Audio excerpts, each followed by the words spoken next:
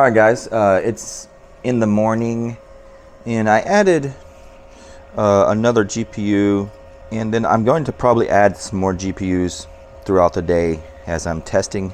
So I've got the solar turned off at the moment, and with the addition of that extra GPU, we're pulling somewhere around 180 to 200 watts from the AC. So let's turn the solar back on. And I don't expect to get a whole lot of solar at the moment because it's in the morning and my solar panel is very shaded. As you can see, there's not very much sunlight. So it's not going to produce a whole lot until these get full sunlight. But let's see what we've got. Okay, so our wattage that is coming from the AC side is gone down. As you can see, it's gone down to around 100 and looks like 130 to 110. And then on the solar charge controller, we're actually producing 67 watts constantly. So it's assisting. So it's still pulling most power from the AC, as you can see here. It hasn't gone down to zero yet. And then this is just injecting some power. But I expect when these get into the full sunlight, we're going to produce most power from here. This is like almost 900 watts between these two panels. So we should produce all that we need right now for these two GPUs. Now this charge controller is a 40 amp. So we're running this system at about 12.4 volts. So we can do the simple math.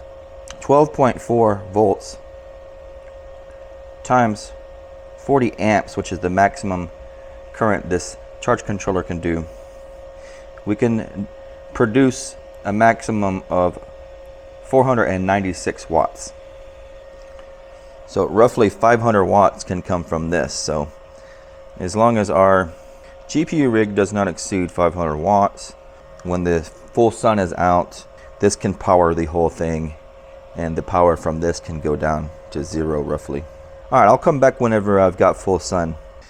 Okay guys, so while waiting for the sun to fully cover my panels, I decided, since this is turning out to be a pretty neat project, that I would clean it up a little bit. I've put it on this piece of plywood, so the whole thing is kind of self-contained and I can move it around. But since I've got it pretty much apart, let me just do a rundown of the components and how they connect, because some of you have already asked in the previous video I just did with this. So this is a Bitmain Antminer 12 volt power supply. You guys probably are very familiar with that if you have ASIC, but it's just a 12 volt power supply. And then coming out of it, I've got what's called an ideal diode, which means that it has a very low forward voltage drop, so it won't be using up a lot of energy. Regular diodes will use up a lot of energy. And you can see how I have it wired. It goes in line with the positive, but it also requires a connection here to the negative. See, I've got it soldered in this little spot, and that goes back to the negative. It's combined with my negative terminal that I crimped on there. And that may or may not be necessary. I put that in there for precaution to prevent any power backfeeding into this. That's kind of an industry standard thing to do whenever you have multiple power supplies. They usually use diodes to decouple them, meaning that if one of them goes crazy, the rest of them don't get damaged. Anyway, so like I said, I just put that in there as a precaution. You may get by without it, I'm not sure. But that just goes through this wire to this energy meter. This is not necessary. I've only put this in here so I can see whenever the AC power is producing power for this versus the solar is producing the power. But anyways, yeah, that just comes to these terminals. So the whole length there from the 12 volt AC power supply to these terminals, and let's hook those up. They just go to these points here. This is the negative and this is the positive, but this is a battery protect. So if it sees the voltage getting too high, it will disconnect the voltage and protect my GPUs. And then this is just PCIe cables. This is basically the cables that come off the Antminer PSU. So anyways, the negative of the power supply just goes to my negative. I've got a bus bar here, a negative bus bar that I put on here, or a negative terminal post. So that just goes there. And then the positive just goes there. So it goes through this little disconnector.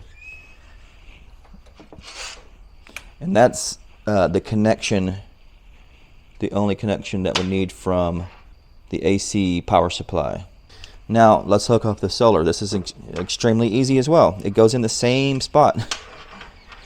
So the negative wire from the solar charge controller goes in the exact same spot. And then the positive from the charge controller, same spot as the positive from the power supply. Okay guys, that's it. It's wired back up. So let's turn the power back on. We'll connect the AC power supply. There we go.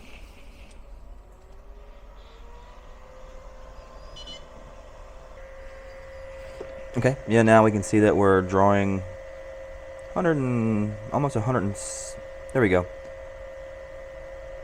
180, 200. And we can look at the solar panels now. We've given it some time for the sun to move into position. And look at that, we've got lots of sun on there.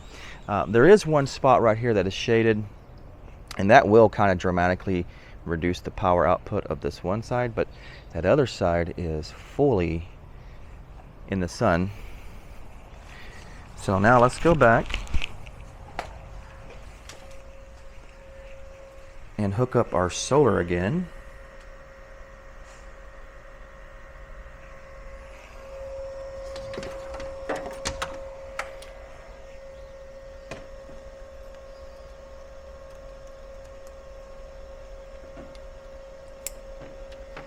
And we'll see what happens. Oh, look at that. This has gone down to just a few watts from the AC, and we are producing 177 from here. Very nice. Yeah, with the exception of just a little bit of power from the AC, just a few watts, we're producing the rest of it from our solar. Look, I saw it hit 109. Oh, look, 200 watts. Now the solar is only producing 190, 200 watts because that's all this is requiring. If I put more cards in, it'll produce more power. More power will come from the solar. It's only going to produce as much as is being used. I think I might add some more GPUs. Alright, check it out guys. So I've got 4 GPUs in now. I got 3 1660 Supers and one 2070. And I've got the solar disconnected for right now, and it's just running off the AC power supply. Well, we're pulling 300 watts. We were just pulling, okay, there we go. Now we're pulling 355 watts. We're pulling 30 amps. These wires are starting to get a little warm, so you probably going to end up having to double up. Have 2 10 gauge for positive, 2 10 gauge for negative. I think some of the cards stopped hashing or something because I was in well, Well, now we're at 350. It was in the 400 area earlier.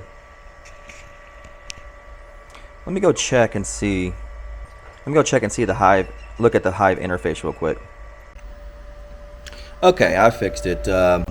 Now we're pulling 446 watts. This card was erroring out because the clocks were set wrong. But now we're pulling lots of juice. One thing I noticed is that this thing gets mighty hot, so it probably needs like a heat sink on it. Alright, let's plug in the solar now. Let's see if we can get this to go down to 0. Oh, look at that, it's going down. Down to 30 watts. Alright, so it looks like we're able to pull 400 watts from solar. That's very nice. And why are we only getting 400 watts? I think that's because... it's because we're a little bit overcast.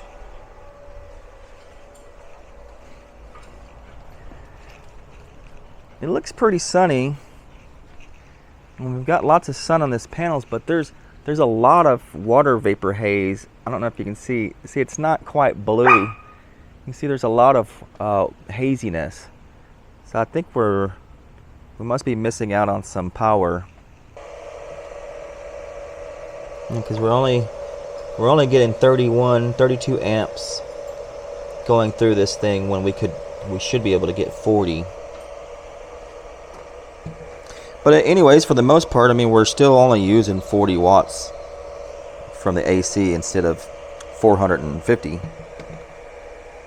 Alright, I just had a thought as to why we may not be pulling more solar, and we're pulling some still, that's 40 watts still from the AC side. I think maybe if we increase the voltage on this a little bit higher, maybe that'll work. Let's try. Let's go to 12.5 instead of 12.4. Oh boy, I think that might have done it. Oh look, now we're getting 430 watts. Oh boy, that did it, guys. So we're pulling 0 watts from the AC now. It's all coming from solar. Haha, nice. I don't think anything seems to be heating up.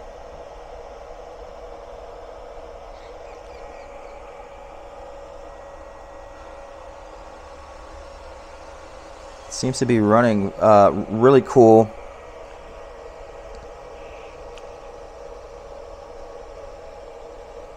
Yeah, I think this is a good setup for around a little over 400 watts. Clearly it's working perfectly fine. Alright, so that's 0. There's no batteries, guys. So when the sun goes down, it'll just fall back on this thing. Let's go ahead. Let's unplug the solar again. And if immediately, without any kind of interruption, it falls back on the AC power. As you can see, we're pulling the 450 watts from the AC side. And I think on this, again, this may or may not be necessary, but that guy is getting very warm. So if you're going to use these, I think this is good for a 50 amps max. So we are pretty much pushing close. We're at 38, 39 amps. I think this will need a heat sink on that little chip and possibly some active cooling. Because let's see what we got here. Yeah, 100 and looks like I just saw 170. Look at that, 300 Fahrenheit. That's too hot. That's too hot. So before we burn that thing up, let's plug the solar back in.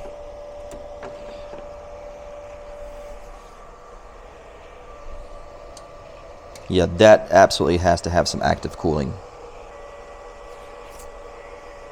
I may actually just go ahead and bypass that. Maybe I'll put a fuse here. How about that? Okay, so now I have a fuse there. I put a 70 amp fuse in place of that anti-reverse diode thing. And then maybe it just works fine and we don't need that. I definitely don't like how hot it is. That feels like a point of failure. Like it won't last very long.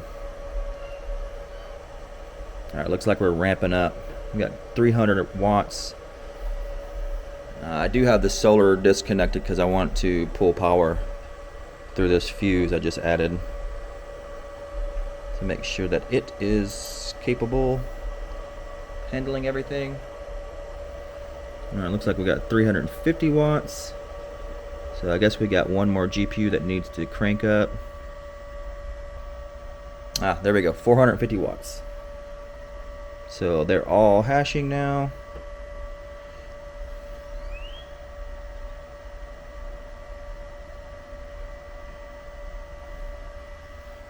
And yeah, that's much cooler. Yeah.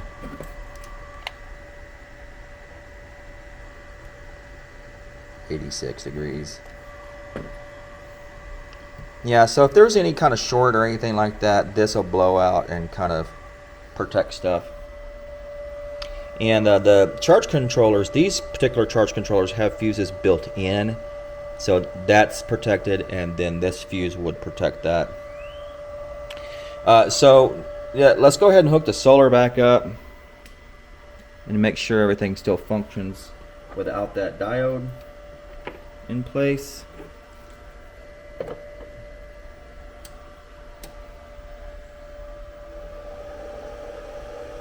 Oh, look at that already. We've gone down to only pull in 4 or 5 watts from the AC.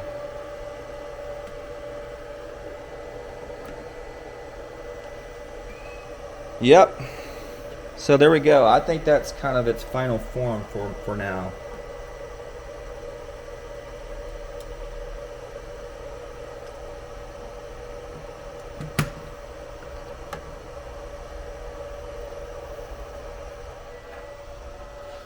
I'm happy with that, guys. So that pretty much means that you can now mine on solar for relatively for not a whole lot of money. The big cost is batteries. So now we've got the batteries out of the way. So now you can mine for most of the day with the sun, and then at nighttime this will go off, and then you're going to fall back on your AC. There you go.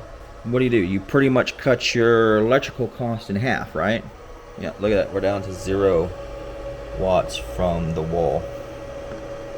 It's all being solar. It's all being covered by solar. I know a lot of you guys that are familiar with my channel, you've seen me do probably several solar crypto mining videos. But if you're new, I want to discuss solar panels with you. These are commercial solar panels, and I didn't buy them new. I bought them used. You can find these things used for relatively cheap. What do I suggest that you do? I suggest that you buy those kinds of solar panels, not the ones off of Amazon, not the 100-watt toy ones, because you're going to pay way too much money and you're not going to get much solar panel. So look around locally. You're going to see these kinds of things pop up more frequently because solar is being used a lot, and solar farms, they will upgrade their panels when there's newer panels that come out that are more efficient. They will upgrade those, and then they'll get rid of these, and somebody will sell them to you for cheap. The other thing that happens is they have warranty claims. Maybe these panels don't produce exactly what the manufacturer says they will after a period of time. They make a warranty claim. That manufacturer replaces all the panels, but these are still super good. Maybe they're only you know, a few watts off. But these are still great. These will still work perfectly for you, and you'll get them really cheap. Like I said, this is almost 900 watts of solar, just these two. And you know, I paid maybe $160 per panel. If you were to buy those 100-watt panels off Amazon, for you to get 1,000 watts, you would almost pay $1,000. You'd probably pay $1,000. And just another example, I've gotten them way cheaper than that. You have to look for deals, of course. But another example of getting cheap solar panels. Like, here's an example. This one right here, this is a residential solar panel. It's not quite as large as the commercials, but it's pretty close. This one I paid $10 for, and this is a 360 watt panel. $10.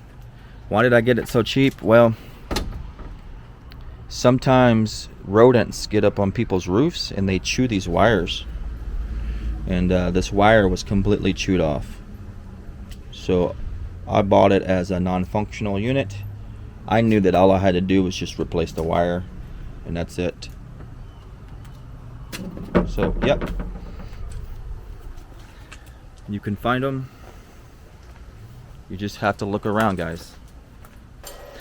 Okay, guys, I don't know what else to say.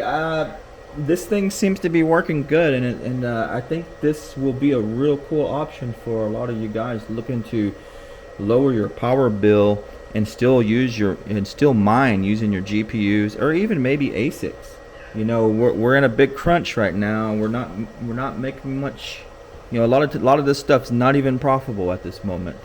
But if you can spend a little money on doing the solar stuff, it will pay off in the long run. Obviously, you know, I know a lot of you guys paid a lot of money for some of these GPUs during the bull run. So you can take that amount of money that you paid probably for one of those GPUs and buy some solar stuff. Okay. Anyways, I think that's going to be the end of the video.